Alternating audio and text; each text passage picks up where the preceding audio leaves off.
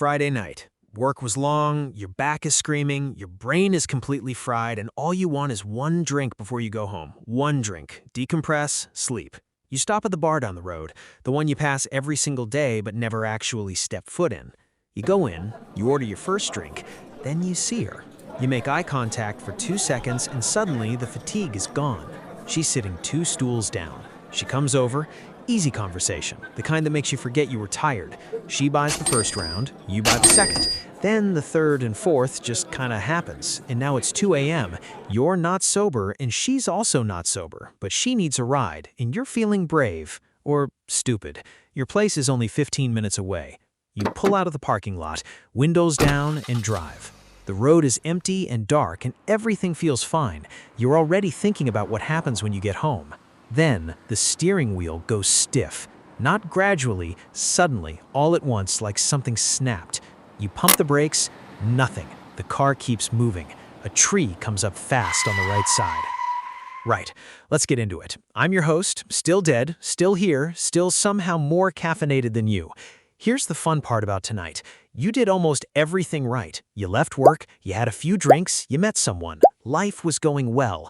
Then, a steering column decided your night needed a plot twist, and now we're talking about a head-on collision, and what your body goes through in the next 2.3 seconds is something nobody ever actually explains honestly, until now. But before we get to what happened and why your brain is currently bouncing off the inside of your skull like a pinball, let's play our fun myth-busting game. 3 statements about car crashes. You tell me either true or false. Ready? Statement 1. If a passenger in the back seat chooses not to wear a seatbelt, they're only putting their own life at risk. True or false? False. An unrestrained body in a crash becomes a human cannonball. They fly forward at full crash speed and hit whoever's in front of them. Studies show that if the passenger directly behind you isn't buckled up, your chances of dying in that same crash go up by 137%. Their choice, your skull. Statement 2. Bad crashes happen on long trips, unfamiliar roads, highways you don't know. Also false. 77% of serious crashes happen within 10 miles of the driver's home.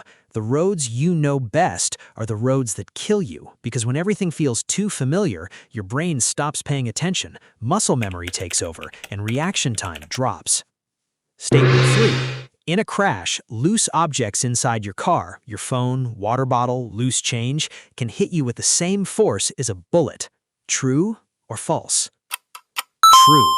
A 500-milliliter water bottle sitting on your passenger seat weighs almost nothing. In a 60-kilometer-per-hour crash, that same bottle hits you with roughly 4.5 kilograms of force, traveling at full impact speed. Your phone is worse. Your laptop bag is a brick. Everything in that car becomes a projectile. Everything. Now, here's the thing about car crashes. The car stopping isn't what kills you. It's the fact that your body doesn't. Think about it this way. You're both moving at a speed of 60 kilometers per hour. The car, you, and everything inside it, one big system moving together. Then you hit the tree. The car stops in about 100 milliseconds, roughly the time it takes to blink, but your body keeps going. This is called inertia. It simply means that moving things want to keep moving. The car stopping doesn't change that energy. It just redirects it all onto you all at once.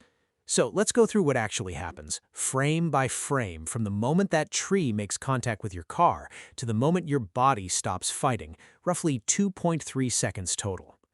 Millisecond 0, the impact. The front of your car collapses inward at 60 kilometers per hour. The crumple zones absorb the first wave of force. Your seatbelt locks, and it doesn't feel like a seatbelt anymore. It feels like a steel bar across your chest. Your rib cage compresses like someone's standing on it with their full body weight all at once. You don't feel the pain yet because your brain hasn't caught up. What you feel is pressure, massive, total pressure everywhere. 1 to 50 milliseconds, your airbag explodes open, not inflating, exploding. It deploys at 320 kilometers per hour, faster than you blinked, faster than you breathed, faster than your brain even registered. It hits your face even before you knew it was coming. And the powder burns on your forearms, that's from the chemical charge that fired it, sodium azide. Your car basically detonated a small controlled explosion 6 inches from your face to save your life. And it works. 50 to 100 milliseconds. Your head snaps forward, then backward. This is whiplash, but not the mild neck pain version from rear-end fender benders. This is your brain slamming against the front of your skull, rebounding, then slamming the back. Your brain isn't attached to your skull. It floats, and right now it's bouncing around inside a closed container like a ball in a box. This is called a contre-coup injury. The impact hits the front. The damage happens at the back. Your brain is bleeding in two places simultaneously from one collision. 100 to 300 milliseconds. Here's where it gets cruel. Your seatbelt saved your life, that part is true, but the same force that stopped you from flying through the windscreen also cracked 3 of your ribs, and one of those ribs shifted, just slightly, just enough to nick the tissue around your left lung. Now your lung is slowly deflating, and you don't know yet, because your body is so deep in shock that your pain receptors are running about 30 seconds behind reality. 300 milliseconds to 2 seconds. Your organs kept moving after your body stopped. Your liver, your kidneys, your heart, they all have weight and momentum, and when the car stopped, they didn't. They pulled against the tissue holding them in place. Your aorta, the main pipe carrying blood from your heart, stretched on impact, and if it tears, you have minutes, sometimes less. You're conscious, barely. There's a ringing in both ears so loud it blocks everything else out. Your vision is white at the edges. You can see the airbag deflating in front of you. You can smell something burning, and your hands are still on the wheel. She's not making any sound. That's what you notice. She is completely quiet. Okay, so we've covered the biology. Now let's talk about what this actually feels like from the inside, because this is the part nobody talks about. The first thing you notice is that time is broken, not slowing down like a movie, something stranger than that. Your brain, specifically the part called the amygdala, your built-in alarm system, starts recording everything at maximum speed.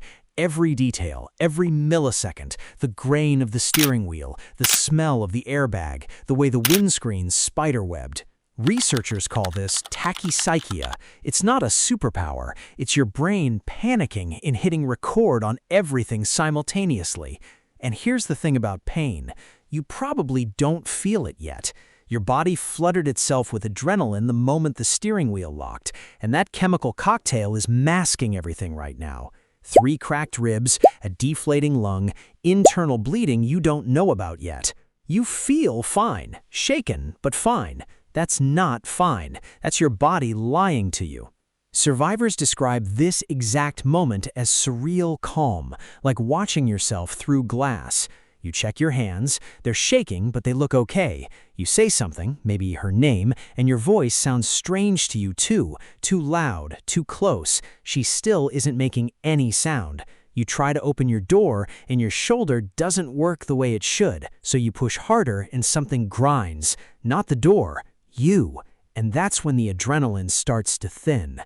The pain doesn't arrive gradually. It doesn't build. It arrives all at once, like someone turned a switch. Your chest, your neck, your face where the airbag connected. Every single thing your body absorbed in those 2.3 seconds bills you for it simultaneously. Some people describe screaming. Some describe just going very quiet. Most describe the same final thought. I didn't even see it coming. Here are the numbers, flat, no drama. At 60 kilometers per hour, a head-on collision carries a 50% fatality rate.